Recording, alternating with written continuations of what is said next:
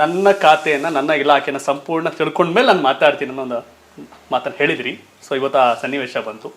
ಶಿಕ್ಷಣ ಸಚಿವರಾಗಿ ಮಧು ಬಂಗಾರಪ್ಪ ಅವರು ಏನೇನು ತಿಳ್ಕೊಂಡ್ರಿ, ಏನೇನು ಮಾಡಬೇಕು ಅಂತ ಅನ್ಕೊಂಡಿದ್ದೀರಿ? ಓಕೆ, ಅದಕ್ಕಿಂತ ಮುಂಚೆ ನಾನು ನಟ ಅಲ್ಲ. 2 ಪಿಕ್ಚರಲ್ಲಿ ಬೈ ಚಾನ್ಸ್ ಮಾಡಿದ್ದೆ. ಬಟ್ ಅದೇನು ಸುಮ್ಮನೆ ಇಲ್ವಲ್ಲ? ಬೈ ಚಾನ್ಸ್ ಅಂದೆ. ಒಂದು ಶಿವರಾಜ್ ಕುಮಾರ್ ಅವ್ರ ಜೊತೆಗೆ ಮಾಡೋ ಅಂದ್ರು, ಸುಮ್ಮನೆ ತಮಾಷೆಗೆ ಅಂತ ಹೇಳಿ ಮಾಡಿದ್ದು. It's not my hobby also, but I am a film producer. ನನಗೆ ಫಿಲಮ್ ಪ್ರೊಡಕ್ಷನ್ನು, pre production, post production, editing, light, camera ಎಲ್ಲದೂ ಇದೆ ನಮ್ಮ ಹತ್ರ. ಆ್ಯಕ್ಟಿಂಗ್ ಒಂದು ಮಾಡಿರಲಿಲ್ಲ ಅಷ್ಟೇ. ಪ್ಲಸ್ ಉಪೇಂದ್ರ ಅವ್ರ ಜೊತೆಗೆ ಒಂದು ನಾನು ಅವ್ರು ಭಾಳ ಫ್ರೆಂಡ್ಸು, ಸಹಾಯ ಮಾಡ್ರಿ ಅಂತ ಹೇಳಿದೆ. ಅದು ಬಿಟ್ಟರೆ ನಾನು ಏನಿರಲಿಲ್ಲ. ಅದಾದಮೇಲೆ ಒಂದು ಫುಲ್ ಪಿಕ್ಚರ್ದು ಮಾಡಿದೆ. ಬಟ್ ನಮ್ಮ ತಂದೆ ತಾಯಿಯವರು ಅವರಿಗೋಸ್ಕರ ಮಾಡಿದ್ದು. ಅವ್ರನ್ನ ಕಳ್ಕೊಂಡ್ಮೇಲೆ ಅದನ್ನು ಹಾಗೆ ಬಿಟ್ಟೆ. ಅದ್ರ ಬಗ್ಗೆ ಚರ್ಚೆ ಬೇಡ ಇವಾಗ. ಬಟ್ ಎಸ್, ನಿಮ್ಮ ಒಂದು ಭಾಳ ಖುಷಿ ಅಂದರೆ, ಒಂದು ಸಿನಿಮಾ ಮಾಡಿ 10 ಸಿನಿಮಾ ಮಾಡೋದು ರೇಂಜ್ ಓಡಾಡೋ ಟೈಮಲ್ಲಿ 2 ಸಿನಿಮಾ ಮಾಡಿದ್ರು ಇಲ್ಲ, ನಟ ಅನ್ಸ್ಕೋಬೇಕು ಅಂದರೆ ಭಾಳ ಬೆವರಿಸ್ಬೇಕು, ಅದ್ರಲ್ಲಿ ಪಳಗಬೇಕು. ಹಾಗಾಗಿ ಅದಾದಾಗ ಮಾತ್ರ ನಟ ಅಂತ ಒಪ್ಕೋತೀನಿ ಅಂತ ಹೇಳ್ತಿದ್ದೀನಿ. ಅಲ್ಲ, ನಟ ಅನ್ನೋದಕ್ಕೆ ಅವ್ರದ್ದೇ ಆಗಿರ್ತಕ್ಕಂಥ ಒಂದು ಪ್ರೊಫೆಷನಲ್ಲು ಅದೆಲ್ಲ ಇರ್ತದೆ. ನನ್ನ ಹತ್ರ ಇಲ್ಲ ಇದೆ ಅಂಥದ್ದು ಪ್ರಶ್ನೆ ನಾನು ಹಾಕ್ಕೊಳ್ತಾ ಇಲ್ಲ. ಪರ್ಸ್ನಲಿ ನನಗೇನಿಲ್ಲ. ಬೇರೆಯವ್ರಿಗೆ ಅವಕಾಶ ಕೊಡಬೇಕು, ಆ್ಯಕ್ಟಿಂಗ್ ಮಾಡಿಸ್ಬೇಕು, ಫಿಲಮ್ ಪ್ರೊಡಕ್ಷನ್ ಮಾಡಬೇಕು, ಫಿಲಮ್ ಪ್ರೊಡಕ್ಷನಲ್ಲಿ ದುಡ್ಡು ಮಾಡಬೇಕು, ಕಷ್ಟ ಸುಖ ಅದರಲ್ಲಿ ನೋಡಬೇಕು ಅಂಥೇಳಿ ಆಸೆ. ಫಾರ್ ಎಕ್ಸಾಂಪಲ್ ಕಲ್ಲರ್ಲಿ ಹೋಗಿ ಅಂತೇಳಿ ಒಂದು ಪಿಕ್ಚರ್ ಮಾಡಿದೆ. ನಾನು ಮಾಡಿದ್ದು ರಿವಾರ್ಡಿಗೆ, ಬಟ್ ನನಗೆ ರಿವಾರ್ಡ್ ಜೊತೆಗೆ ಸ್ವಲ್ಪ ಅವಾರ್ಡು ಬಂದ್ಬಿಡ್ತು. ನ್ಯಾಷನಲ್ ಅವಾರ್ಡ್ ಬಂತು. ಅವಾಗ ಭಾಳ ಸಂತೋಷ ಆಯಿತು. ಅವಾಗ ಅರ್ಥ ಆಯಿತು, ನಾವು ಯಾವಾಗಲೂ ಅಷ್ಟೇ ರಿವಾರ್ಡ್ನ ನೋಡ್ಕೊಂಡು ಹೋಗ್ತೀವಿ. ಆ ಅವಾರ್ಡ್ದು ಆ ಘನತೆ ಗೌರವ ಏನು ಅಂಥೇಳಿ, ಅದು I think it's part of your life ಇರಬೇಕು. ಯಾಕೆಂದರೆ ರಿವಾರ್ಡು ಬೇಕಾಗತ್ತಿಲ್ಲ ಅಂದರೆ ಕಮರ್ಷಿಯಲ್ ಮೂವಿ ಮಾಡೋದು ಭಾಳ ಕಷ್ಟ. Regular other kind of critic up scale movies ಮಾಡೋದು ಕಷ್ಟನೇ. ಅದು ಏನಂದರೆ ಇಂಥದಕ್ಕೆಲ್ಲ ಏನಾಗ್ತದೆ, ಜನರು ಸ್ಪಂದನೆ ಮಾಡಬೇಕು.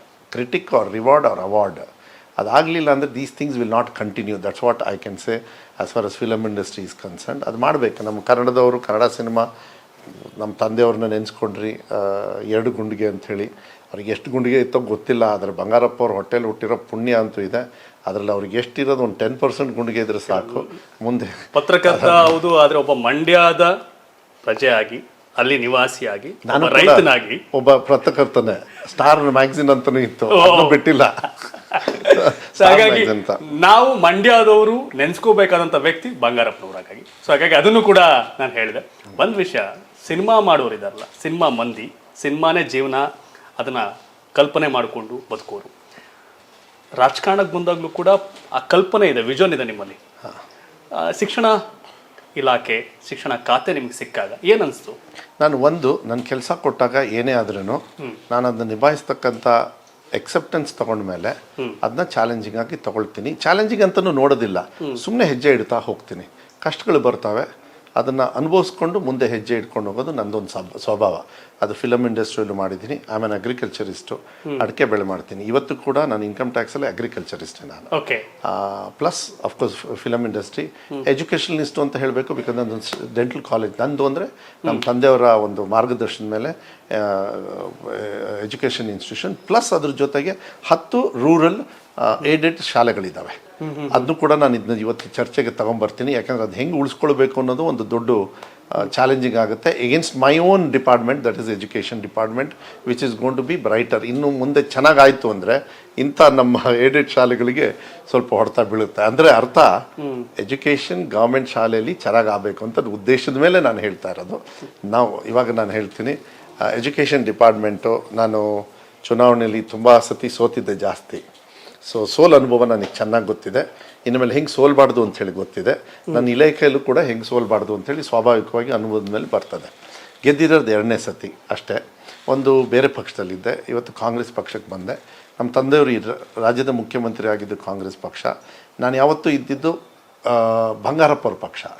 ಬಂಗಾರಪ್ಪ ಅವರು ಎಲ್ಲ ಪಕ್ಷಕ್ಕೂ ಹೋಗಿದ್ದಾರೆ, ಎಲ್ಲ ಪಕ್ಷನೂ ಸೃಷ್ಟಿನೂ ಮಾಡಿದ್ದಾರೆ. ಅವ್ರಿಗೆ ಆ ಕೆಪಾಸಿಟಿ ಇತ್ತು. ನಾನು ಅವ್ರ ಮಗ ಅಷ್ಟೇ. ಅವ್ರ ಕೆಪಾಸಿಟಿ ಅಂತೂ 100% ಇಲ್ಲ. ಅವ್ರ ಮಾರ್ಗದರ್ಶನದಲ್ಲಂತೂ 100% ನಡ್ಕೊಳ್ಳೋದಕ್ಕೆ ನಾನು ಪ್ರಯತ್ನ ಪಡ್ತೀನಿ. ನನ್ನ ಜೀವನದಲ್ಲಿ ಯಾಕೆಂದರೆ ನಾನು ಕೂತ್ಕೊಂಡು ನಿಮ್ಮ ಹತ್ರ ಮಾತಾಡ್ತಾ ಇದ್ದೀನಿ ಎಜುಕೇಷನ್ ಮಿನಿಸ್ಟರ್ ಆಗಿ ಅಂತ ಹೇಳಿದರೆ, ಶಾಲಾ ಶಿಕ್ಷಣ ಸಚಿವನಾಗಿ ನಾನು ಮಾತಾಡ್ತಾ ಇದ್ದೀನಿ ಅಂತ ಹೇಳಿದರೆ ಅದಕ್ಕೆ ನಾನು ಬ್ಯಾಕ್ಗ್ರೌಂಡ್ ಕೊಡಲೇಬೇಕಾಗತ್ತೆ. ಬಂಗಾರಪ್ಪ ಅವ್ರ ಪಕ್ಷದಲ್ಲಿದ್ದು, ಅವ್ರು ಕೊನೆ ದಿವಸದಲ್ಲಿ JDS ಪಕ್ಷದಲ್ಲಿದ್ದರು. ಅದಾದಮೇಲೆ ನಾನು ಅಲ್ಲೇ ಮುಂದುವರೆದೆ, ನನ್ನ ಡ್ಯೂಟಿನ ಎಕ್ಸಿಕ್ಯೂಟ್ ಮಾಡಿದೆ, ನಂದು ಏನು ಕರ್ತವ್ಯ ಇತ್ತು ಅಲ್ಲೇ ಒಂದು ನಾಯಕನಾಗಿ ಬೆಳೆದೆ, ನನ್ನ ಘನತೆ ಗೌರವವನ್ನು ಇಟ್ಕೊಂಡೆ. ಅನಿವಾರ್ಯವಾಗಿ ಚುನಾವಣೆಯಲ್ಲಿ ನಮ್ಮ ತಪ್ಪಿಲ್ಲ ಅಂದ್ರೂ ಕೆಲವು ಸತಿ ಜನರ ತೀರ್ಮಾನಕ್ಕೆ ನಾವು ತಲೆ ಬಾಗಬೇಕಾಗ್ತದೆ. ಅದನ್ನು ತಲೆ ಬಾಗ್ದೆ, ನಾನು ಸೋಲನ್ನು ಅನುಭವಿಸ್ದೆ. ಆ ಸಂದರ್ಭದ ಮನಸ್ಸಿಗೆ ನೋವಾಯಿತು, ಯಾಕೆಂದರೆ ಅಧಿಕಾರ ಬರ್ತಕ್ಕಂಥ ಸಂದರ್ಭದಲ್ಲಿ ಬರೀ ಅಧಿಕಾರ ಇದ್ದರೆ ಚೆನ್ನಾಗಿ ಬರೀ MLA ಇದ್ದರೆ ಆಗಲ್ಲ, ಅಧಿಕಾರ ಇದ್ದರೆ ಈಗ ನಾನು ಏನು ಕೆಲಸ ಮಾಡ್ತಾಯಿದ್ದೀನಿ ಅದು ಅವಕಾಶ ಸಿಗ್ತಿತ್ತು ಅಂತ. ಅದಾಗಲಿಲ್ಲ. ಅದಾದಮೇಲೆ ಕ್ರಮೇಣ ಟೈಮ್ ಬಂದಂಗೆ ನಾನು ಡಿಸೈಡ್ ಮಾಡಿದೆ, ಇಲ್ಲ I have to take a decision ಅಂಥೇಳಿ. ಸೊ ನನ್ನ ಜೀವನದಲ್ಲಿ, ನನ್ನ ವಿವೇಚನದಲ್ಲಿ, ನಮ್ಮ ತಂದೆಯವರ ಅನುಭವ ಮತ್ತು ನನ್ನ ಜೀವನದಲ್ಲಿ ರಾಜಕೀಯ ಅನುಭವದ ಮೇಲೆ ಫಸ್ಟ್ ಟೈಮ್ ನನ್ನ ಜೀವನದಲ್ಲಿ ಒಂದು ಹೆಜ್ಜೆ ಇಟ್ಟಿರೋದು ಕಾಂಗ್ರೆಸ್ ಪಕ್ಷದ ಪರವಾಗಿ ನಾನು ಹೆಜ್ಜೆಯನ್ನು ಇಟ್ಟೆ. ಆವಾಗ ನನಗೆ ನನ್ನ ಅದೃಷ್ಟ ಕಾಕತಾಳೀಯ ಅಂತಿರೋ ಏನು ಗೊತ್ತಿಲ್ಲ ನನಗೆ. ಮೇಲಿಂದನೂ ಕೂಡ ನೀವೇನೋ ಯೋಚನೆ ಮಾಡ್ತಾ ಇದ್ದೀರಾ ಡೆಲ್ಲಿಯಿಂದ, ಬಿಕಾಸ್ ಡೆಲ್ಲಿ ಯಾವಾಗಲೂ ಕೂಡ ತುಂಬ ಪವರ್ಫುಲ್ ಇರ್ತದೆ ಕಾಂಗ್ರೆಸ್ ಪಕ್ಷದಲ್ಲಿ. ಅವ್ರ ಕಡೆಯಿಂದ ಹಿರಿಯರೆಲ್ಲ ಕೇಳಿದರು, ನಮ್ಮ ತಂದೆಯವ್ರ ಸ್ನೇಹಿತರೆಲ್ಲ ಇದ್ದಾರೆ ಅಲ್ಲಿ. ಆಮೇಲೆ ನಾನು ಇಲ್ಲ ಅದನ್ನ ಯೋಚನೆ ಮಾಡ್ತಾ ಇದ್ದೀನಿ ಅಂತ. ಅದಾದಮೇಲೆ ಮಾನ್ಯ ಸಿದ್ದರಾಮಯ್ಯರು, DK ಶಿವಕುಮಾರ್ ಅವರು, ಅವರ ಮಾರ್ಗದರ್ಶನದ ಮೇಲೆ, ಅವರ ಸಹಕಾರದಿಂದ, ಅವ್ರ ನೇತೃತ್ವದಲ್ಲಿ ಪಕ್ಷ ಸೇರಿಕೊಂಡೆ ಹುಬ್ಬಳ್ಳಿಯಲ್ಲಿ. ಕೋವಿಡ್ ಟೈಮ್ ಇತ್ತು, ಬರೀ 200 ಜನರನ್ನ ಪರ್ಮಿಷನ್ ಕೊಟ್ಟಿದ್ದರು. ಅನಿವಾರ್ಯವಾಗಿ ಒಂದು 7,000 ಜನರು ಬಂದ್ಬಿಟ್ರು ಅವತ್ತು. ಆದರೆ ಒಳ್ಳೆ ಕಾರ್ಯಕ್ರಮ ಆಯಿತು, ಅಲ್ಲಿಂದ ಪಕ್ಷ ಸೇರ್ಪಡೆ ಆದೆ. ಹುದ್ದೆಗಳನ್ನು ಕೊಡಲಿಕ್ಕೆ ಕಷ್ಟ, ಯಾಕೆಂದರೆ ದೊಡ್ಡ ಪಕ್ಷ. ಅದಾದಮೇಲೆ ವೈಸ್ ಪ್ರೆಸಿಡೆಂಟ್ ಕೊಟ್ಟರು ರಾಜ್ಯದ್ದು. ಅದಾದಮೇಲೆ ಪ್ರಣಾಳಿಕೆಯ ಉಪಾಧ್ಯಕ್ಷನಾಗಿ ಮಾಡಿದರು. ಇವತ್ತೇನಾರು ನಾವು ಇಲ್ಲಿ ಕೂತ್ಕೊಂಡಿದ್ದೀವಿ ಅಂದರೆ ಪ್ರಣಾಳಿಕೆಯಲ್ಲಿ ಇರ್ತಕ್ಕಂಥ ಗ್ಯಾರಂಟಿಗಳು. ಅದಾದಮೇಲೆ ಅದ್ರದ್ದು ಕೂಡ ಚರ್ಚೆ ಮಾಡ್ತೀನಿ. ಅದಾದಮೇಲೆ ನನಗೆ OBC ಪ್ರೆಸಿಡೆಂಟ್ ಮಾಡಿದ್ರು, ಹಿಂದುಳಿದ ವರ್ಗದ ರಾಜ್ಯ ಘಟಕದ ಅಧ್ಯಕ್ಷ. ಭಾಳ ದೊಡ್ಡ ಸ್ಥಾನ ಅದು. ನನ್ನ ಕೆಲಸವನ್ನು ರಾಜ್ಯ ಮಟ್ಟದಲ್ಲಿ ಟೂರನ್ನು ಮಾಡಿ ಅವಕಾಶ ಕೊಟ್ಟು ನನ್ನ ಕೆಲಸವನ್ನು ನಾನು ಮಾಡ್ತಕ್ಕಂಥ ಅವಕಾಶ. ಅದಾದಮೇಲೆ ACC ಮೆಂಬರ್ ಮಾಡಿದ್ರು, ಚುನಾವಣೆ ನಿಂತ್ಕೊಂಡೆ. ನನಗೆ ಭಾಳ ಸಂತೋಷ. ನನ್ನ ಕ್ಷೇತ್ರದ ಜನರು 44,000 ಲೀಡಲ್ಲಿ ಗೆಲ್ಲಿಸಿದ್ರು. ಐ ಥಿಂಕ್ ಟಾಪ್ 10 ಲೀಡಿಂಗ್ ಟೇಕರ್ಸಲ್ಲಿ ಕರ್ನಾಟಕ ರಾಜ್ಯದಲ್ಲಿ. ಇನ್ನೂ ಹೆಚ್ಚು ಬರಬೇಕಾಗಿತ್ತು, ಆಸೆ ಇತ್ತು. ವೋಟಿಂಗ್ ಪರ್ಸೆಂಟೇಜ್ ಸ್ವಲ್ಪ ಕಮ್ಮಿ ಆಯಿತು. ನಾನು ಯಾವತ್ತೂ ಕೂಡ ನಮ್ಮ ಕ್ಷೇತ್ರದ ಜನರಿಗೆ ನನ್ನನ್ನು ಸೋಲಿಸಿದ್ದಕ್ಕೂ ನನ್ನನ್ನು ಗೆಲ್ಲಿಸಿದ್ದಕ್ಕೂ ಯಾವತ್ತೂ ಕೂಡ ಚಿರುಣಿ ಆಗಿರ್ತೀನಿ. ಮತ್ತೆ ಸೋಲಿಸಬೇಡಿ ಅಂತೇಳಿ ಕೇಳ್ಕೊಳ್ತೀನಿ. ಯಾಕೆಂದರೆ ಸೋತ್ರೆ ಕೆಲಸ ಮಾಡೋದಕ್ಕೆ ಕಷ್ಟ ಆಗ್ತದೆ. ಆಸೆ ಇರೋದನ್ನ ಗೆಲ್ಲಿಸಿದಾಗ ಕೆಲಸವನ್ನು ಮಾಡಲಿಕ್ಕೆ ಅವಕಾಶ ಆಗುತ್ತೆ. ಅಂದರೆ ಗೆದ್ದು ಕೆಲಸ ಮಾಡೋದಕ್ಕೂ ಸೋತ ಮೇಲೆ ಹೋರಾಟ ಮಾಡ್ಬೋದು. ಆ ಹೋರಾಟ ನಾನು ಯಾವತ್ತೂ ಕೂಡ ಬಿಡಲಿಲ್ಲ. ನಿಮ್ಮ ಮಾಧ್ಯಮದಲ್ಲೂ ಕೂಡ ಬೇರೆ ಬೇರೆ ರೀತಿ ವಿಶ್ಲೇಷಣೆ ಆಗಿ ನೀವು ಸಮಯ ತಗೊಂಡು ನನ್ನನ್ನು ತಳಗಿಂದ ತಗೊಂಡು ಚಪಾತಿ ಥರ ಹಾಕಿ ಆಮೇಲೆ ನೀವು ಮುಂದೆ ತಂದು ಬಿಟ್ರಿ. ನಾನು ನೋಡ್ತಾ ಇದ್ದೆ ನಿಮ್ಮ ಮಾಧ್ಯಮದಲ್ಲಿ ನಿಮ್ಮದೇ ಆಗಿರ್ತಕ್ಕಂಥ ವಿಶ್ಲೇಷಣೆ, ನಿಮ್ಮ ಮಾಹಿತಿಯನ್ನು ಪಡ್ಕೊಂಡು ನೀವು ಹೇಳ್ತಾ ಇರ್ತೀರಿ. ಅದು ನಾವು ವಾಚ್ ಮಾಡ್ತೀವಿ. ಕೆಲವು ಸತಿ ಡೈರೆಕ್ಟಾಗಿ ನಿಮ್ಮ ಹತ್ರ ಮಾತಾಡಲಿಲ್ಲ ಅಂದ್ರೂ. ಇದೆಲ್ಲ ಆದಮೇಲೆ ಇವತ್ತು ಗೆದ್ದಾಗಿ ಮಾನ್ಯ ಸಿದ್ದರಾಮಯ್ಯವರ ನೇತೃತ್ವದಲ್ಲಿ ರಾಷ್ಟ್ರೀಯ ಅಧ್ಯಕ್ಷರು ಎಲ್ಲರೂ ಸೇರಿ ನನಗೆ ಈ ಸ್ಥಾನವನ್ನು ಕೊಟ್ಟಿದ್ದಾರೆ, ಸಚಿವ ಸ್ಥಾನವನ್ನು. ಸಚಿವ ಸ್ಥಾನ ಕೊಟ್ಟ ಮೇಲೆ ನನಗೆ ಬೇರೆ ಖಾತೆ ಕೊಟ್ಟಿದ್ದು. ನಾನು ಅದನ್ನ ಹೆಚ್ಚು ಚರ್ಚೆ ಮಾಡೋದಕ್ಕೆ ಹೋಗೋದಿಲ್ಲ. ಆದರೆ ಮಾನ್ಯ ಸಿದ್ದರಾಮಯ್ಯವರು, ಮಾನ್ಯ ಮುಖ್ಯಮಂತ್ರಿಗಳು, DK ಶಿವಕುಮಾರ್ ಅವರು, ಉಪಮುಖ್ಯಮಂತ್ರಿಗಳು, ಸುರ್ಜೇವಾಲಾ ಅವರು, ಇವರು 3 ಜನರು ಐ ಥಿಂಕ್ ಮೇನಾಗಿ ತೀರ್ಮಾನ ಮಾಡಿದವರು ಅಂದ್ಕೊಂಡಿದ್ದೀನಿ.